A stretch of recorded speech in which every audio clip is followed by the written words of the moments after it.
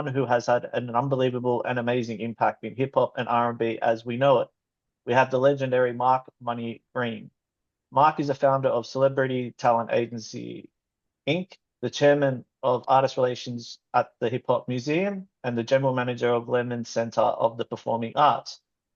Throughout Mark's legendary career, Mark has worked and collaborated with some of the biggest superstars on the planet, to name a few, which includes Prince, Usher, Diana Ross, Will Smith, Jay-Z, Aaliyah, Eddie Murphy, Salt-N-Pepa, Dru Hill, Melba Moore, Missy Elliott, Timbaland, Lil Jon, and the Backstreet Boys, and many more.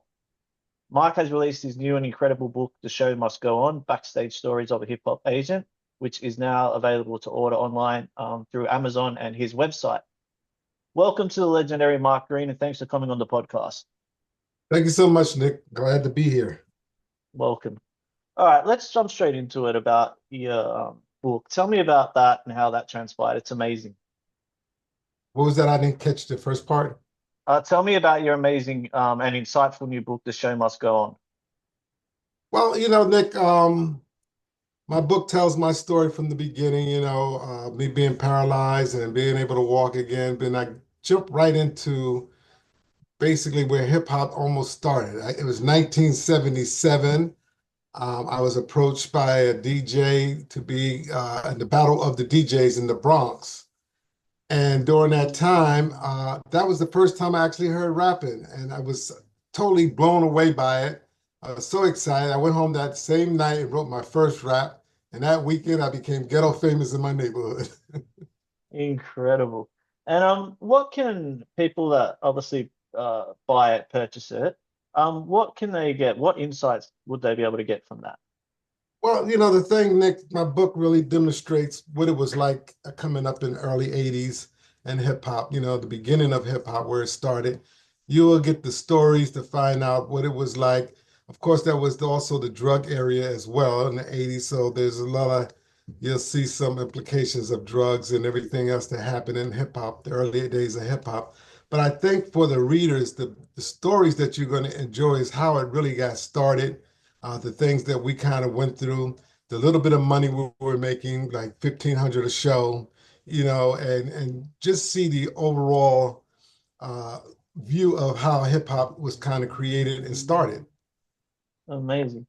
All right, tell me about you started obviously Celebrity Talent Agency, how that began. And that's incredible. I was looking obviously up, you work with some of the biggest superstars on the planet. It's unbelievable.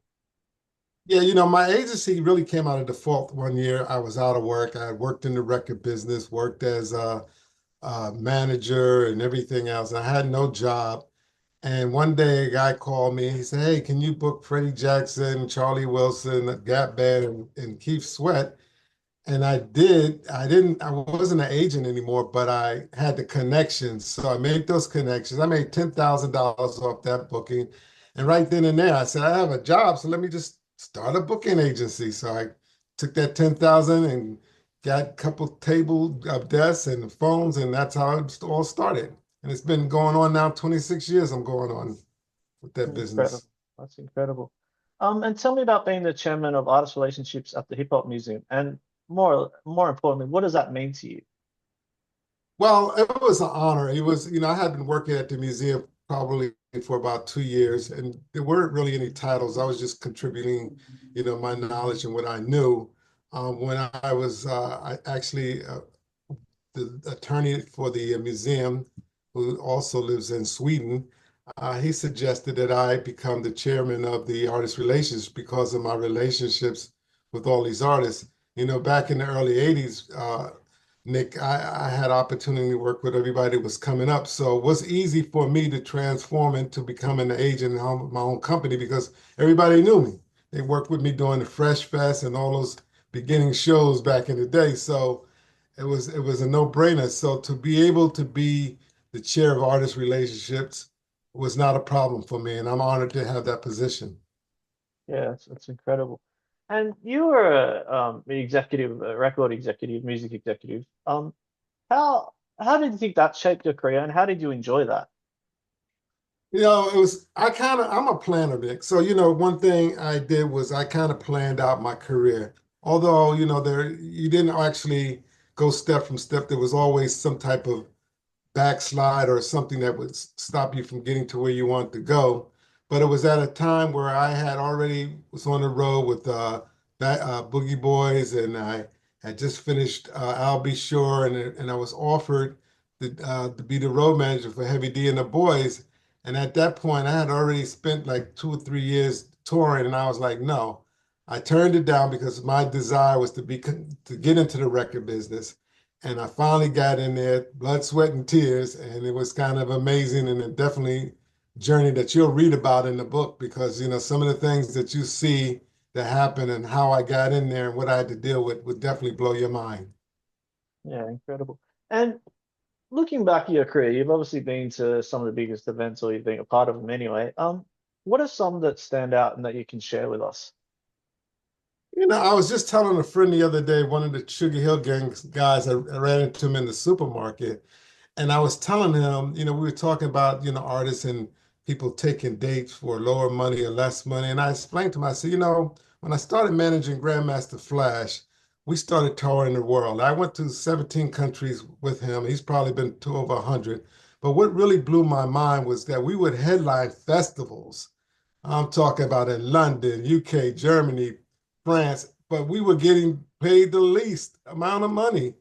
And I had to beg him and ask him, please don't take this money. Look at this. You're the headliner. You got bands, you got other DJs, and you're getting paid less than everybody else. But for him, it was just the money was constantly coming in, and he didn't want to break that vibe. But eventually I was able to convince him to move on, hold back until you get a little bit more money. Great. And with your experience in the industry, what was the best advice you ever received that especially helped you going forward into your career? I didn't hear that. What was the best What was what? the best piece of advice you ever received in your career? Oh, there was a few things. I say one thing when I was trying to make my decision, I had a job at ABC Booking and I was offered a job for William Morris and I didn't know what to do. And I asked a veteran record company person, what should I do? He said, well, let me ask you a question. Do you want to be a big fish in a little pond or a small fish in a big pond? And I thought about it and I said, I want to be the big fish in the little pond. That was my choice. I stayed with ABC. Eventually, I went to William Morris. It didn't work out for me, and I left and went back to ABC. And say there was a young Mark Green coming up, what advice would you give them? Well, the advice I would give the young Mark Green and is, follow your dreams, follow your passion. You have to have passion in order to be successful for what you want to do. I had the passion and everything I wanted to learn about this business. I read trades. I went to the library. I studied, every job that was in the industry. I wanted to know how everything worked. Even when I come home, even today, I still do the same thing. I don't just sit back and say, oh, well, this is happening. Oh, I don't want to learn that. I try to learn everything that is about this business because what I've learned with my past experience, Nick, is that everything repeats itself. And I also realize that as we move on to the next step, what you learn in the past will help you in the future. So you have to just keep yourself motivated, keep the passion, and continue to learn. That's really great. What what do you want your legacy to be? When you look back at your career, what would you like to be remembered and your legacy to be? Well, if when you read my book, you're going to see that a lot of people say one thing about me, and everybody says the same, is I had integrity. I wasn't out to beat people. I didn't try to rip people off. I always try to do business correctly. And my legacy is I want to be that person that people look up to and say, well, you know what? He was confronted with this situation, but he didn't steer off to do the wrong thing. He didn't try to beat this artist for this money. He took the short, but he still got his as well. I just want to have that manuscript to pass on to the youth to say, hey, listen, you're gonna go through this and that, but at the end of the day, the show must go on. You can't look back and say, well, I wish I should have, could have, had her. You move forward. because regardless whether you do or not, the show is still going to go on. Exactly. Um, you work with so many high-profile people in your career. How did you manage these personalities, and what did you learn on your way with managing them or learning, dealing with them? Let me tell you, that's still a learning process, Nick. I mean, you know, what I've learned is you have to humble yourself. You can't allow your ego to overshadow their ego. You know, sometimes, you know, a lot of people always say, you know, Mark, you're so laid back or you're so this and that. And they say, how did you ever stay in this business? It's because I thought about, as I think about the things going forward, I made a lot of mistakes in the beginning, wanting to speak my mind, wanting to say this and that. And when you read in the book, you'll read the stories of how things cost me my position or caused me issues because I spoke too soon. What I learned is, you know what, you have to decide what battle you want to win. You got to sit back and say, you know, if I say this, what's going to happen? So I've learned to actually master that, you know, just don't say what's on your mind all the time. Think about what at the end result, what do you want? What do you want to get out this when you say that? And that has stopped me from making a lot of bad mistakes. You know, you deal with egos all the time, but at the end of the day, do you want the money? Do you want the artist to continue to work with you? Do you want to just be that badass that, you know, oh, he's this and that? So to each his own. But for me, I just learned how to curb my words and just deal with the situations as they come about. Yeah, that's really great. You were going to do a distribution with the late Prince. Tell me about that and how it was dealing with that as well. But you know, the crazy thing was I was so honored to even work with this guy. You know, Prince is a visionary. He had everything. I mean, just to be next to him, you know, he had to feel comfortable with you. And one of the things was, if people remember back in the day, he had slave written on the side of his face. And the reason he had that, and his whole objective to that was he said he was slave to his master. And people didn't really understand what that meant. But what it really meant was that his master music, his master's tapes that he owned, he didn't own. The record companies owned. So he was a slave to them. They were the masters.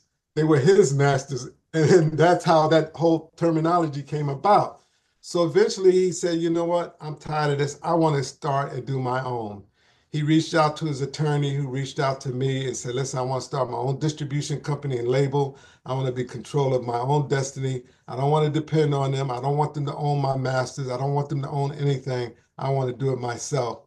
And that's what I was hired to do. I was hired to run his distribution company and to kind of create that whole situation for him. Oh, thanks for sharing.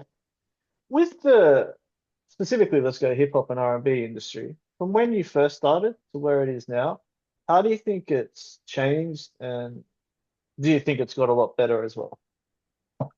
Well, you know, Nick, to me, I really think it was better the way it used to be. And I say that because back in the day, you had to be an artist. You had to have creativity. There had to be something about you that people wanted to see or hear you. You know, you had artist development, you had publicists, you had people who spent time creating your image or helping you visualize what you wanted to be. And all of that has changed now with the internet because now you can just anybody could go on there and make a beat, make a song. They don't even they don't even sign you based on your creativity. They sign you based on your followers. You know, I had a person one time that came to me and I thought the artist was excellent, and I was like, man, this artist is great. I'm gonna try to get him a deal. And the first thing the person said was, how many followers do they have? And I'm like, what? He said, yeah, how many Instagram followers? And I'm like, I'm saying to myself, what the hell that has to do with this person? You haven't even heard them, listen to them. They Yeah. were more concerned about that because everything now is just like, it's just fast and quick. There's no concern about who this person is. And of course, have had some success with it because some people hit.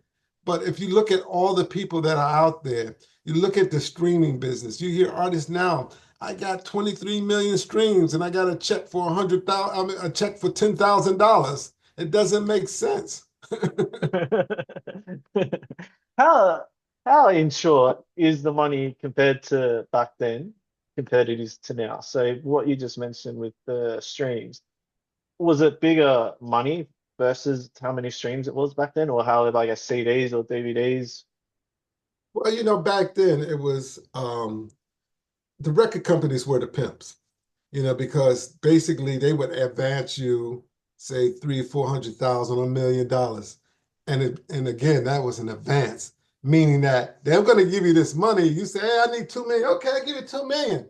But they're going to recoup that money back first, and then they're going to get theirs before you get yours.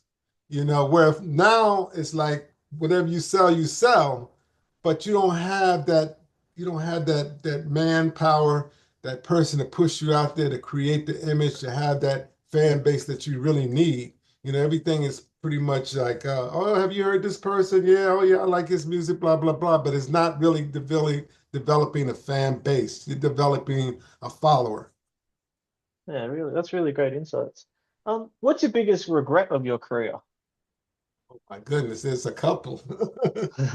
Um, One of my biggest regrets was I was at EMI Records for 12 years and I was offered a job at Arista and I wanted to be loyal to my company. I told them I was going to leave. They gave me more money, sang this sweet song to me. Oh, we want to keep you here, you this, you that. And I fell for it. In the end, EMI Records, we had no hits, no records, no real artists. Arista had everybody. They had Whitney Houston, they had Aretha Franklin. And that's one of my biggest mistakes because had I went to Arista, I would have had a chance to work with a lot more artists than I did at EMI and would have probably did a lot better in the record business because you have to understand the record business is a young man's game. Unless you become a Puffy or Jay-Z, you're out by the time you're 30, 35 years old. They're on to the next young kid. So, back then it was just basically about what you can do. And one of the advices that a person gave me, they said, Mark, while you're in there, start working on your way out. I said, what do you mean? They said, just don't sit there. Start figuring out what you want to do and how you want to do when you get it, what you want to do and how you're going to get out to do it. Yeah, great. What's what's a what's a thing that people might not know about the Great Mark Green? Well, one of the things people don't know, and this is one of the reasons I wrote the book, I always had people, even my parents at one time, they would just say, oh, he works in music. No one really knew what I did. I have people confuse me as being a promoter. People confuse me as being all different titles, but nobody really understood what I did.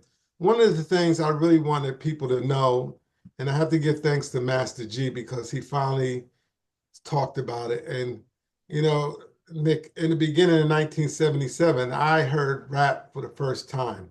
I came back to my town. I became famous. I was on TV. By the time 79, when Rapper's Delight came out, I was in college. Nobody knew anything about me. Nobody cared. Nobody had any interest. And it was because of me introducing this art form to Master G, Guy O'Brien, who I went to high school with. He became that guy that I wanted to be. And for a long time, I would tell my friends, "Hey, I was a rap." They didn't. Nobody believed me because I had no proof. And then it wasn't until Master G really started doing interviews, and they would say, "Well, how did you get in the game?" And he would say, "Well, upperclassmen turned me on." And there was one guy, Jay Kwan, a historian, who finally dug a little deeper. He said, "Well, who was the upperclassman?" And when he said it was a guy named Mark Green. And from that point on, he started really just saying my name in all the interviews, and it allowed me to get my, so-called, uh, what I want to say, so-called talent or so-called being recognized for something that I brought to the town. I mean, rap started in the Bronx. I grew up in Jersey. I brought it to Jersey. It was my doing that allowed him to be who he was. Master G made the first rap record, Rapper's Delight, and now he gives me credit, and I'm thankful for it. And the funny thing is about not only does he give me credit, he tells everybody he's a millionaire because of me. Wow. And he did the forward in my book. So the best thing about this is that he wrote the forward. he told the real story in the Ford, and I'm honored. I'm honored that he even acknowledged me because if he didn't, I would have never wrote the book. I would have never really had a reason to tell my story, and we wouldn't be sitting here having this interview. Wow. That's well, thanks for sharing. Um, what inspires you daily? What inspires me daily? What inspires you daily? I am inspired. I have the passion. I mean, I love getting up to work. I love trying to close deals. I love booking shows. I also run a theater. I love presenting artists in the theater. I love trying to give them advice. I love making things happen, and I love to fix problems. There's always an issue. I was telling someone earlier today. I says, one of the craziest things that happened to me this past year was during a show, a guy died on stage while the show was going on, and the musicians didn't stop playing. Everybody continued. They dragged him off on the side of the stage. But at the end of the day, what happened? The show went on. So in the book, as I say, the show must go on. And you will read in the book all these different types of things that happened to me, where I had to make a decision or a decision had to be made, whether I would do it or not. At the end of the day, the show goes on. And that's Yeah. the reason why I named the book, The Show Must Go On. Yeah, it's great. Like it's a great line for it too. I really love it. What's been your proudest achievement of your career? Whew. Well, there's been a few. One, of course, discovering hip hop and introducing it to Master G. One, being able to be a trendsetter in terms of some of the things I did. I was able to go teach music one day and find a group, a girl that was in my class. She had a group called Divine, and I got them a deal. They became the opening act for Britney Spears. They went on to tour, had a #1 pop record called Lately. I was able to do, for a long time, I'm a musician. I was able to write and produce a #1 R&B song and also a top 10 hip hop song. So those were some of the things that, I take away from that. That's amazing, your career. Um, and if you were 18 again and you could go back in time and you could change one thing, it could be personally or professionally, what would you change? I think I would be, I've always been kind of shy and laid back. I think I would be more aggressive. I think I would take a little bit more chances instead of being steadfast. I think I would look back and kind of, because I was always cautious. I always wanted to make sure I did the right thing. And sometimes, you have to take that chance. Sometimes you got to step out on that rope and in faith, and hopefully everything will work out. I was always too careful and too cautious. I think if I had took more chances, I probably would have been the next Puffy or Jay-Z. I think you would have been too. Yeah. Um, yeah. Mark, thanks for coming on the podcast. I do appreciate it and your time. It's incredible, your career. It's been illustrious. And yeah, even your book, everything. It's just sensation. Thank you, Nick. I just want everybody to know, listen, you can buy the book on Amazon, Barnes and Noble, so you go to my website, markmoneygreen.com. If you want to find me, you can find me on Instagram at Celebrity Talent Inc. or Facebook Celebrity Talent Agency. And I want to thank you, Nick, for having me. I promise you, when I come to Australia, I'll be right there looking for you. Yeah, brother. We'll have a great time.